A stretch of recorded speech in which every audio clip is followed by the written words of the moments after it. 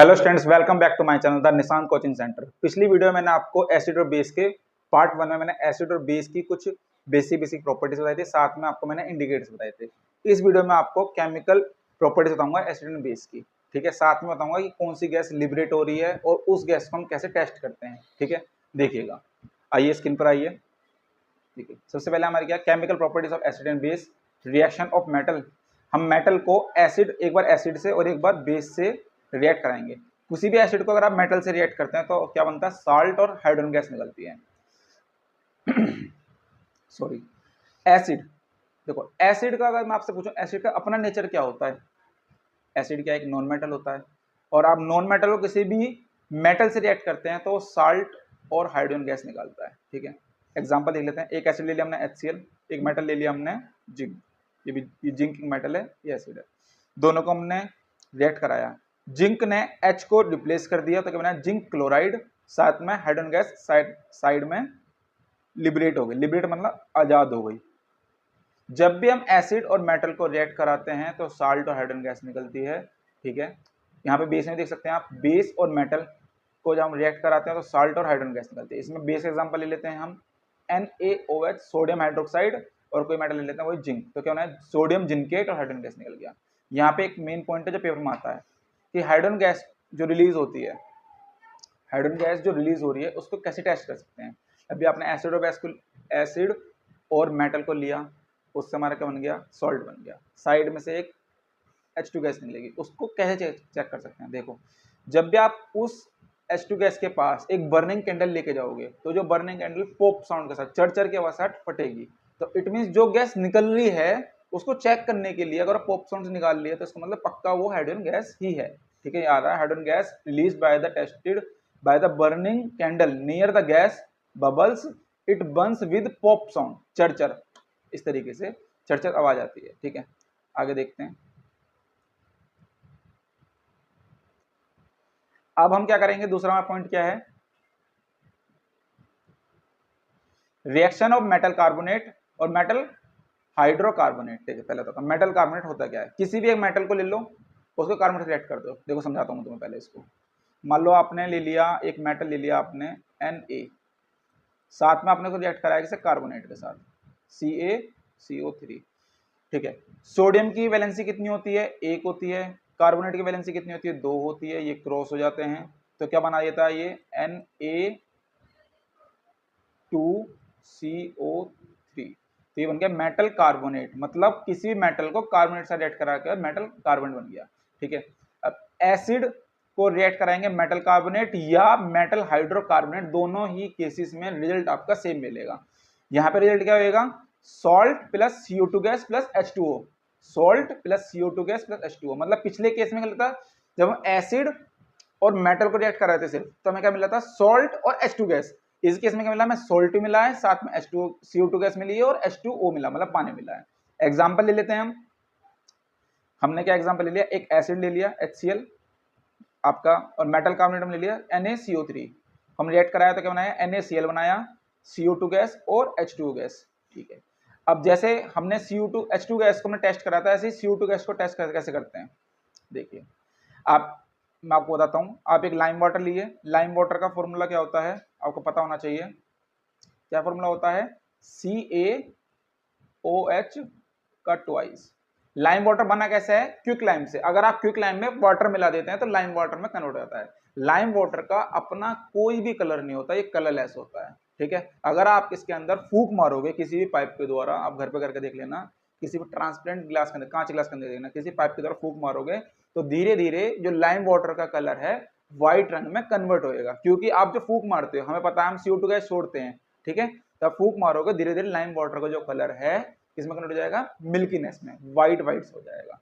It means जो आप gas छोड़ रहे हो, जो आप गैस इसको दे रहे हो लाइम वाटर को, वो लाइम वाटर आपका क्या हो जाएगा, मिल्कनेस में कन्वर्ट हो जाएगा। देखो Ca रिएक्शन दिखा देता हूं, पेपर में आता है कि रिएक्शंस दिखाएं। CaOH2 को हम CO2 से ऐड करा रहे हैं, मतलब हम इस कार्बन डाइऑक्साइड, तो क्या बनाएगा, कैल्शियम कार्बोनेट। क्या बनाएगा, ये कैल्शियम कार्बोनेट, जो पानी के अंदर इनसॉल्युबल होता है, plus H2 gas plus H2O छोड़ता है, H2O मतलब पानी। लाइम वाटर जो है आपका CaOH किसमें टर्म जाएगा, मिल्की। तो ऐसा हम टेस्ट कर सकते हैं उसको, ठीक है। आगे चलते हैं।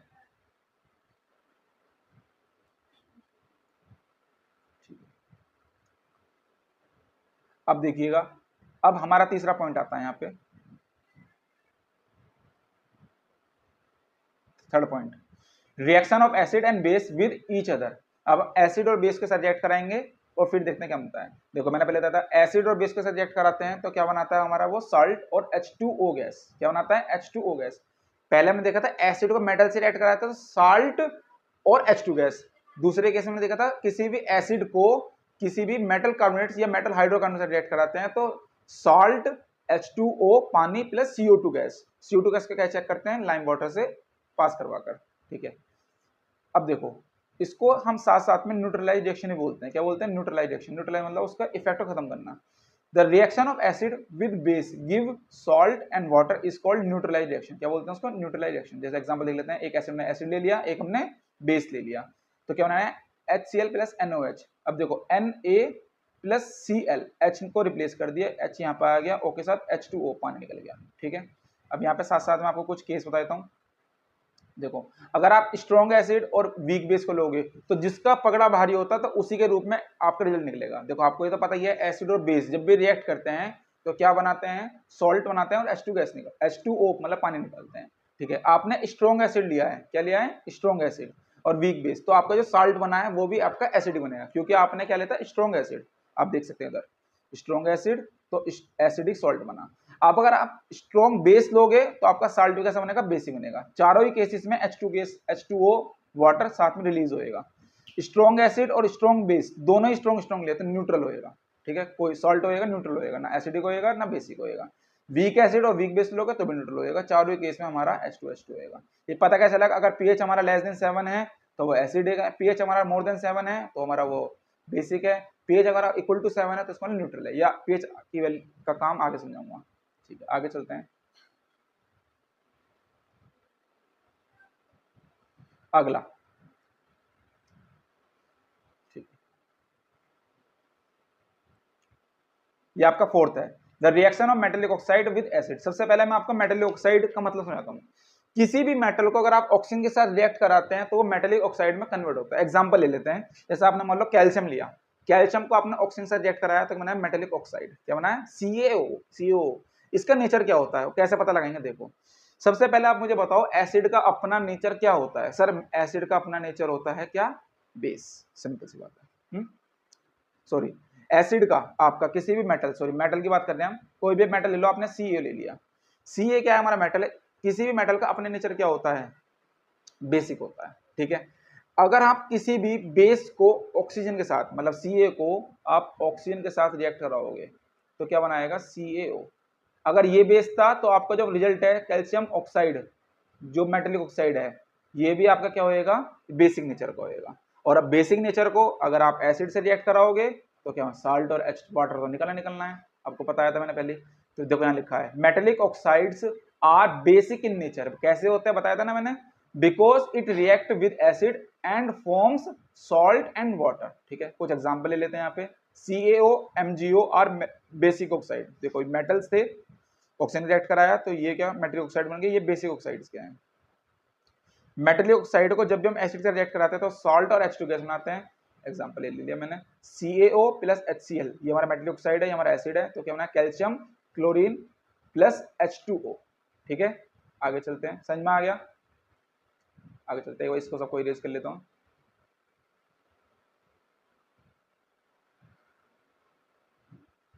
ठीक है,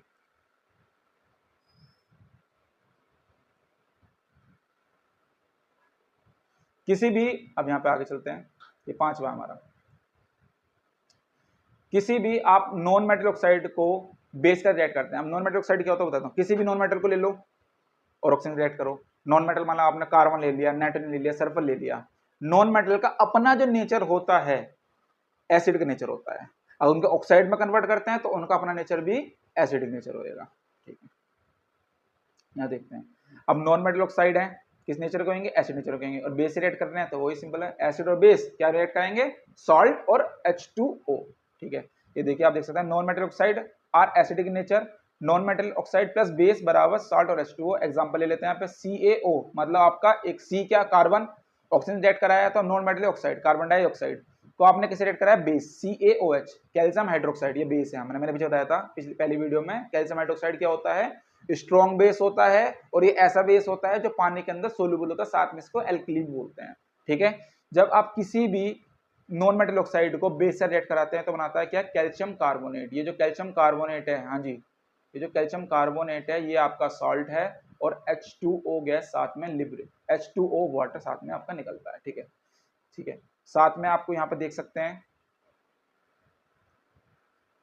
ये सब जितने मैंने अभी तक पढ़ाया है, जितना ही मैंने अभी तक पढ़ाया है आपको, वो सबका रिवीजन के लिए। ये देखो, अब एसिड के साथ मेटल कार्बोनेट्स क्या करना आएगा, मेटल का क्या बनाएगा, ऑक्सीजन का क्या बनाएगा, बेस का क्या बनाएगा।